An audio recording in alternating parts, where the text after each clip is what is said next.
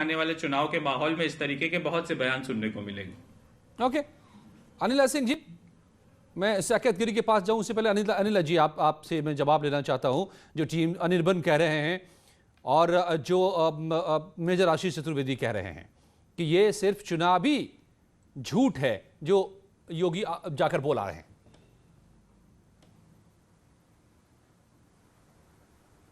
इनको तो चुनावी झूठ लगेगा, क्योंकि देखिए तथ्यों के आधार पर ये बात नहीं करते हैं। ये तथ्यों की जानकारी है, उसको जानबूझकर समझना नहीं चाहते हैं। ऐसा राजनीतिक दल जिसने 2% से अपनी शुरुआत करी थी, आज 40% पे पहुंच गए वोट शेयर में बंगाल में, और ये कहें कि भाई चुनावी माहौल है, कोई भी नेता आके कुछ भी बोल देता है, पश्चिमी बंगाल ऐसा नहीं है, हम तो मंदिर का भी सम्मान करते हैं, हम तो मस्जिद का भी करते हैं, हम तो हर एक जगह जाते हैं, हम मस्जिद में भी जाते हैं नमाज पढ़ने के लिए और मंदिर में भी जाते हैं पूजा करने के लिए। साहब, ये आपकी मानसिकता होगी, आपके राजनीतिक दल की मानसिकता होगी।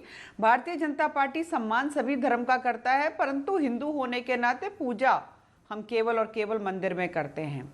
भगवान श्री राम का नारा लगाते हैं। भगवान श्री राम हमारे इष्ट हैं और जो लड़ाई हमने लड़ी उसको सार्थक बनाया। आज रामलला का मंदिर का निर्माण हो रहा है अयोध्या की भूमि पर। और जहाँ तक ममता दीदी का सवाल है, ममता दीदी तो बोलती है खेल हो बो, कौन सा खेल हो बो ममता दीदी, खूनी खेल हो बो। आप अपने आप को बेटी बोलती हैं पश्चिम बंगाल की, और आपके राज्य में देखा माँ का क्या हाल हुआ, पीट पीट कर आपके गुंडों ने। गुंडों की पार्टी है आपकी, और वही गुंडों की पार्टी समाजवादी पार्टी की है और वही आरजेडी की है। तभी जो यादव साहब हैं वो वहाँ पे मिलने गए, तेजस्वी साहब मिलने गए ममता दीदी से। तो सीधी सी बात है, हम देखते हैं तुष्टीकरण की राजनीति जो वहां पर हो रही है बहुत हो चुकी, अब विकास की राजनीति होगी। विशाल मिश्रा जी, आप हमें समझा दीजिए ना एक बार कि किस तुष्टीकरण की राजनीति की तरफ इतना जोरदार हमला आज योगी आदित्यनाथ का बंगाल में आया है। वो कौन सी राजनीति है वहां पर? अनिर्बन बैनर्जी तो मानने को तैयार नहीं है, लेकिन जब ममता बनर्जी कह रही हैं कि खैला है वो खेल होगा क्या, तो वो खेल कौन सा चल रहा है वहां पर? जी अजय जी, बिल्कुल खेल होगा, और खेल होगा परिवर्तन का। जो टीएमसी के प्रवक्ता बोल रहे हैं कि ये केवल मनगढ़ंत बातें हैं, मैं इनसे पूछना चाहूंगा कि मान्यवर रामनवमी में मां दुर्गा की मूर्ति के विसर्जन के लिए, सरस्वती पूजा के लिए जो 30% लोगों का मुंह देखना पड़ता हो, जिन 30% आंखों की तरफ देखना पड़ता हो, ये तुष्टीकरण नहीं है तो क्या है?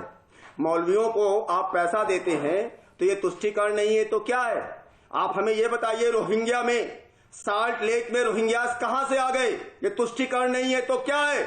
आपने बांग्लादेश के लोगों को बुलाकर, जो भी आए आपने उनको वहां का नागरिक बना दिया, आपने उनको वहां के कार्ड बना दिए। ये तुष्टीकरण नहीं है तो क्या है?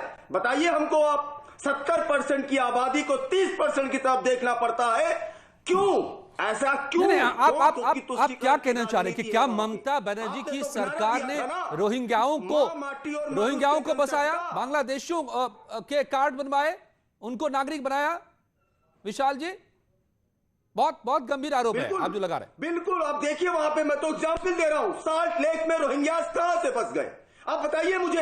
ये तुष्टीकरण की राजनीति नहीं है तो क्या है? दुर्गा मूर्ति, मां दुर्गा के विसर्जन के लिए 30% लोगों को देखना पड़ता है। ये अनिर्बन बैनर्जी, प्लीज रिप्लाई। बताइए आप हमको। यही आईना योगी आदित्यनाथ दिखा रहे थे आज। सांस्कृतिक चेतना को, जिसने सांस्कृतिक राष्ट्रवाद का जन्म दिया, आज वहां पर बंगाल की स्थिति यह बनाकर रख दी गई है। क्या है? अरविंदो घोष जी का बंगाल है, राजा राम मोहन राय जी का बंगाल है, स्वामी विवेकानंद जी का बंगाल है। जिस बंगाल ने भारत की आजादी में अंग्रेजों को मुंहतोड़ जवाब दिया, सांस्कृतिक चेतना को जन्म दिया, जहां पर रिनेसा हुआ, पुनर्जागरण हुआ, उस बंगाल की पावन धरती को, जहां से वंदे मातरम का नारा निकला, आज उसको किस पृष्ठभूमि में परिवर्तित कर दिया है? हमारे सांस्कृतिक को किया जाता है। Anirban Banerjee, please reply.